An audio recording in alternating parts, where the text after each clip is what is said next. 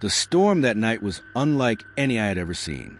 Thick flurries of snow lashed against the observation window, their fury magnified by the large panes of glass that separated me from the chaos outside.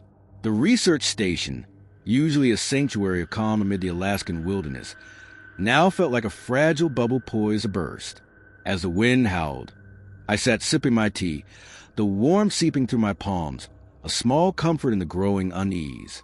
It was then that I noticed motion sensor lights flicker on outside, their glow piercing the swirling snow. My heart quickened. Motion sensors didn't flicker without cause. Setting my tea down, I leaned closer to the glass, squinting into the storm. There they were, footprints, distinct and deliberate, leading from the tree line to the station's entrance. My pulse pounded in my ears. The isolation of our station meant no one else should be here. The nearest settlement was over 50 miles away. I grabbed a flashlight with trembling hands and made my way to Marcus's quarters. I rapped softly on the door, careful not to let my voice betray the gnawing fear in my chest. "Marcus," I whispered, "I think someone's outside." Marcus grumbled but emerged quickly, throwing on a jacket over his thermal pajamas. His hair was mussed, and his face bore the groggy look of someone ripped from deep sleep. But when I told him about the footprints, his demeanor sharpened. Without a word, we moved toward the main door. The wind battered us as we stepped outside, flashlights slicing through the blizzard. The footprints led us to the generator shed, each step precise and unyielding against the accumulating snow. When we opened the shed door, my breath caught in my throat. The small space was empty, yet the footprints stopped abruptly inside, as if the intruder had vanished into thin air. Marcus and I exchanged a glance, unease settling like lead in my stomach. We returned to the station just as the lights flickered again. A moment later, darkness swallowed us whole. The hum of the generator faltered, and the silence pressed down like a tangible weight. Then, faint but unmistakable, came the sound of footsteps, slow and deliberate, echoing from the main hallway. Marcus muttered a curse under his breath, and we moved as one toward the source of the sound. The doors to our living quarters, every single one of them, hung open. My heart was in my throat as I scanned the hallway, half expecting to see a figure lurking in the shadows. But there was nothing, no one. It wasn't until later that I thought to check the surveillance cameras. As the footage loaded, I felt a chill that had nothing to do with the cold. There on the screen was a figure, gaunt, emaciated, and draped in tattered clothing. It stood motionless by the observation window. I whipped my head toward the window, expecting to see it there. But the space was empty, the storm beyond impenetrable. The days that followed were a nightmare of fraying nerves and mounting dread. The power failures grew more frequent, each plunge into darkness stretching longer. At night, the whispers began, low, unintelligible murmurs that seemed to seep through the very walls. Marcus claimed not to hear them at first, but I saw the way his hands shook, the way his eyes darted toward shadows that weren't there. The entity, whatever it was, became bolder. Scratches marred the doors, deliberate and methodical, as though it was testing our resolve. And then it began appearing, always at the edge of my vision, just out of reach. I would turn, and it would vanish, leaving only the suffocating certainty that I wasn't alone. I barely slept. When I did, I dreamed of snow and darkness, of whispers and hollow eyes. On the final night, I woke to an unnatural silence. Marcus's bed was empty, the sheets twisted and discarded.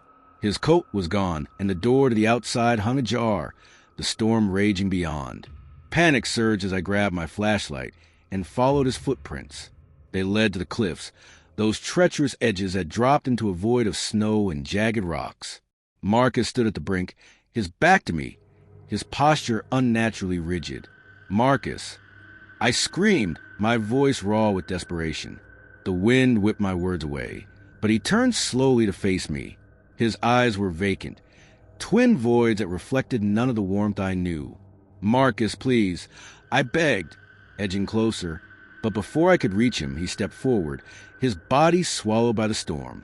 I lunged, my fingers grazing empty air as his scream was lost in the howling wind. I don't remember running back to the station, only that I did. Every step felt like a fight against gravity, against the unseen force that seemed to pull me toward the same abyss. Inside, the station was eerily quiet.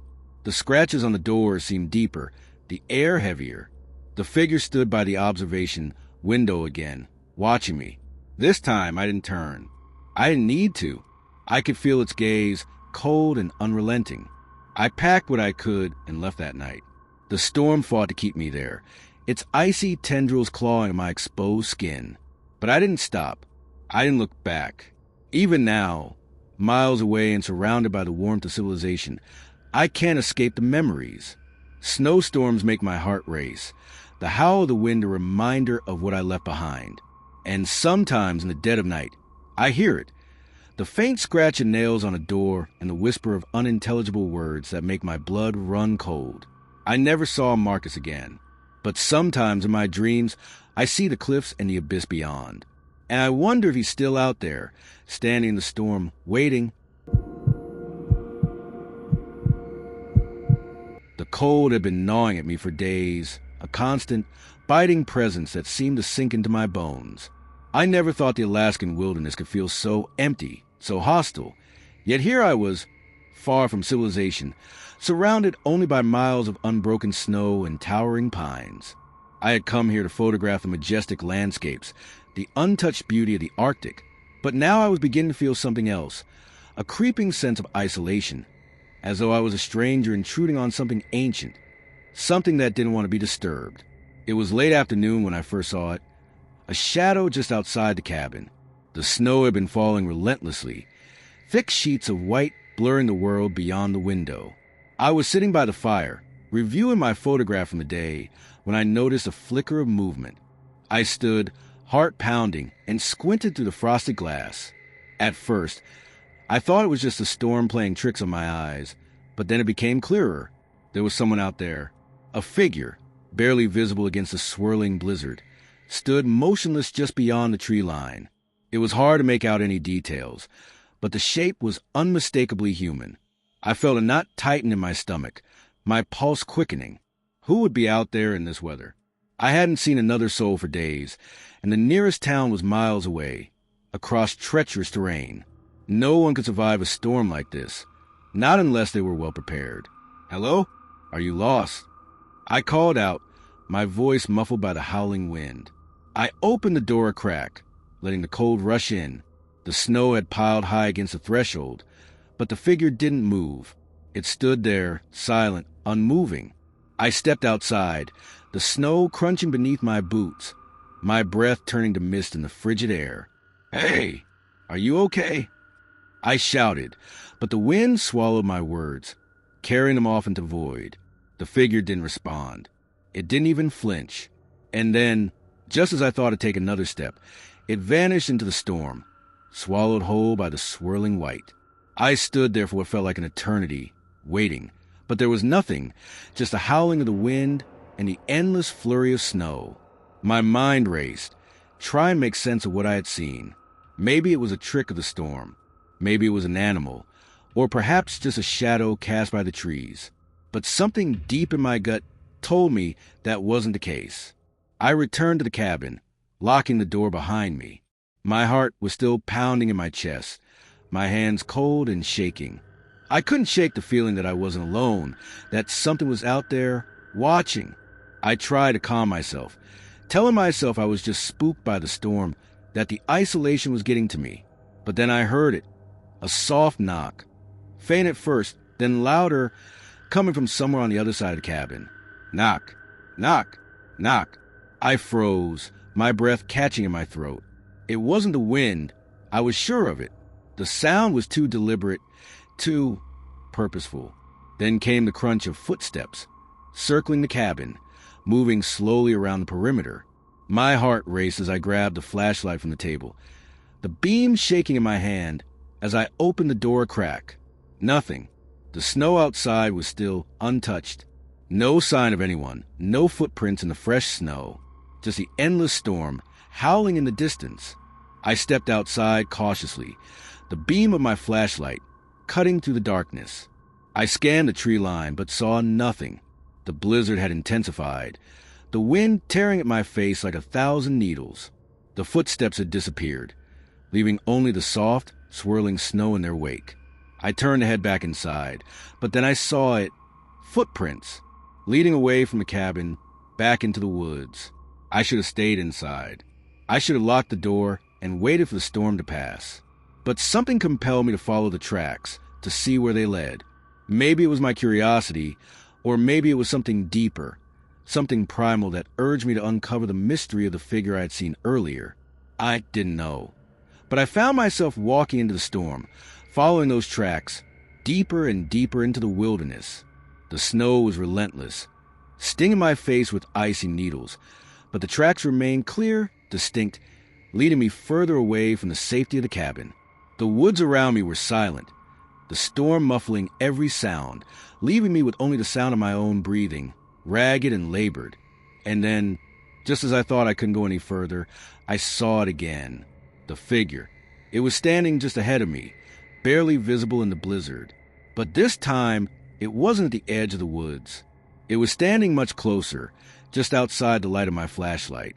I froze, my breath catching in my throat. The figure was taller than I remembered, its face obscured by the tattered hood of a parka.